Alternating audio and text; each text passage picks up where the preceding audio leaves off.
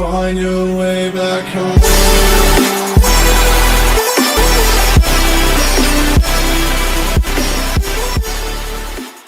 Sorry, just taking a selfie. A selfie. A selfie. Bruh. Hi, my name is Campbell, and today we will be learning about the cell. No, not that type of cell. Not that one either, and definitely not that. I'm talking about the fundamental unit of life, the thing that makes up every living organism. The term cell was first coined in 1665 by an English physicist named Robert Hooke, who looked through a microscope at a piece of cork and noticed how there were a series of walled boxes that made up the cork, similar to the tiny rooms, also known as cellula, that monks inhabited at the time. By the way, Robert Hooke is this guy right here. This is him right here. No, not this guy. This guy, no, not that. I'm sorry, I don't know what's up with my computer today. Anyways, there are two main types of cells. Prokaryotic, which means before nucleus, and eukaryotic, which means true nucleus. They derive their names from the Greek prefixes pro, which means before, and eu, which means true. During this video, we will be focusing on the eukaryotic cell. So watch our next video if you want to learn more about prokaryotic cells. Eukaryotic cells can be found in all multicellular organisms, meaning organisms with more than one cell, as well as certain unicellular organisms such as yeast or amoeba. Amoeba sisters, anyone?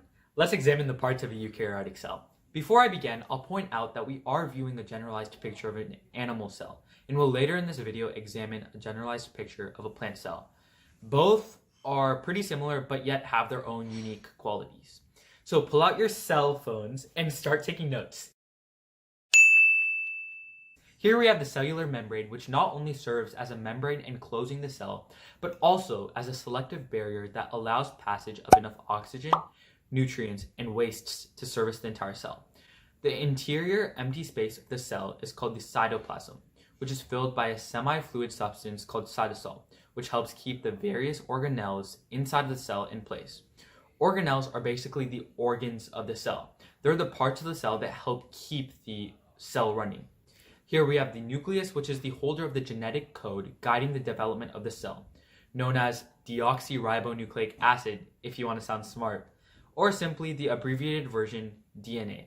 The nucleus encompasses three parts: the nuclear envelope, the double membrane enclosing the nucleus and perforated with pores aiding in the transportation of genetic information to and out of the nucleus, the nucleolus, a non-membranous structure involved in the production of ribosomes, which are the organelles that make protein, and chromatin, the material consisting of DNA and proteins. Moving on, we have the endoplasmic reticulum, also known as the ER. No, not that ER. Sorry guys, I don't know what's up with my computer today, but the endoplasmic reticulum, ER, a network of membranous sacs and tubes that usually have ribosomes attached to them and are involved in protein and lipid synthesis. The ER has a rough ribosome-studded region called the rough ER and a smooth non-ribosome-studded region called the smooth ER. I feel bad for the rough ER though. The smooth ER probably gets all the girls. That's how it must be rough. Poor rough ER. Next is the flagellum, a structure present in some animal cells composed of microtubules, present as an extension of the plasma membrane to help with motility. Think of this as the feet of a cell, used for movement, but really only that. Additionally, we have the centrosome, the region of the cell where microtubules are initiated, which are then used to provide structure and shape to the cell. This is actually an animal cell exclusive, as plants do not have this organelle. I'm sorry plants, but this is for the animals only. Moving on is the cytoskeleton, the backbone or skeleton of the cell. The cytoskeleton is composed of microfilaments, microtubules, and intermediate filaments, which together provide the structural support for the cell. You can always trust that the cytoskeleton has your back. I mean, it is the backbone of the cell.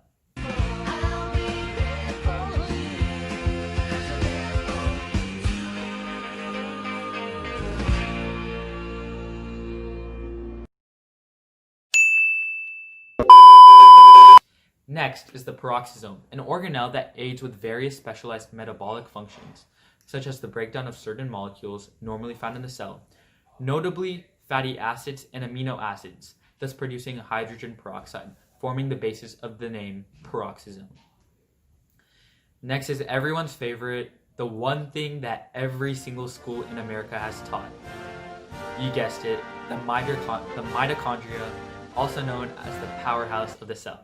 Mitochondria is the organelle where cellular respiration occurs and most ATP is generated, which is used to store energy for future cellular reactions which require energy. Thus, mitochondria got its infamous name, the powerhouse of the cell. Next is the lysosome, the digestive organelle, where macromolecules, large molecules such as carbohydrates and lipids, are broken down through a process called hydrolysis. Similar to a trash can, the lysosome's main function is breaking down the cell's waste. Finally, there's the Golgi apparatus, the organelle involved in modifying, sorting, and packaging of proteins for secretion. It is also involved in the transport of lipids around the cell and the creation of lysosomes. I think this is really cool because I think of the Golgi apparatus like the cell's post office, involved in packaging and sending products around the cell. Okay, that's all for the animal cell. Let's take a quick look at the plant cell. The plant cell is very similar to the animal cell with a few key differences. These are a few, but they are pretty important, and they're essentially what differentiates plant cells from animal cells and what gives plant cells their unique abilities. The first notable ones are these little green stacks shown in the cell called the chloroplasts. Chloroplasts are the photosynthetic organelles in plant cells with the main job of converting energy of sunlight to chemical energy stored in sugar molecules. Although there are mitochondria in plant cells, I think the chloroplast is the real powerhouse. I mean, it literally makes energy for plants. Next, you may have noticed the rigid wall surrounding the plant cell. That's called the cell wall, and it's only found in plant cells. The main function of the cell wall is maintaining the cell's shape and protecting the cell from mechanical damage. One fun fact for y'all, one of the many reasons why we water our plants is to help maintain the pressure and shape of these cell walls. It's something called turgor pressure, or how plants use water to help maintain the shape and rigidity of cell walls. Okay, additionally, there's the large central vacuole in plant cells, an organelle used to replace lysosomes in animal cells. The central vacuole functions as storage, breaks down waste products, and hydrolysis of micromolecules. Kind of like a warehouse and garbage disposal in one. I think that's kind of cool.